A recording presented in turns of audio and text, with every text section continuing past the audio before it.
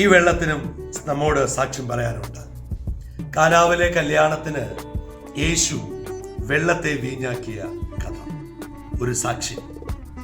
വെള്ളത്തിന് നിറമില്ലായിരുന്നു, മണമില്ലായിരുന്നു, ഗുണമില്ലായിരുന്നു, രുചിയില്ലായിരുന്നു.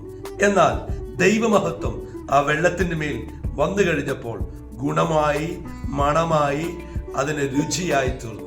ഇന്ന് ഈ സന്ദേശം കേൾക്കുന്ന നിങ്ങളുടെ ലൈഫിലും പലപ്പോഴും ഒന്നുമില്ല, ആർക്കും പ്രയോജനമില്ല, വീട്ടുകാർക്കും, നാട്ടുകാർക്കും, കൂട്ടുകാർക്കും, ഞാനായിരിക്കുന്ന സമൂഹത്തിനും എന്നെ കൊണ്ട് പ്രയോജനമില്ല എന്ന് സ്വയം നിങ്ങളെ തന്നെ ഇടിച്ച് താഴ്ത്തുന്നവരാണോ? എന്നാൽ ഞാൻ പറയട്ടെ, കർത്താവ് നിങ്ങളെ സ്നേഹിക്കുന്നു. ദൈവത്തിൻ്റെ മഹത്വം നിങ്ങളിലേക്ക് വന്നു കഴിയുമ്പോൾ നിങ്ങൾ വെള്ളത്തിന് നിറം മാറിയതുപോലെ, രുചി വന്നതുപോലെ, അതിന് മഹത്വം വർദ്ധിച്ചതുപോലെ ദൈവമഹത്വം നിങ്ങളിൽ വരുമ്പോൾ നിങ്ങൾ രുചിയുള്ളവരായി മാറും, അതിന് ഗുണമുള്ളവരായി മാറും, അതിന് നിറമുള്ളവരായി മാറും. നിങ്ങളുടെ ലൈഫിൽ ദൈവത്തിൻ്റെ മഹത്വത്തിനായി സമർപ്പിക്കുക. God bless you. മുന്നോട്ട് പോകുക.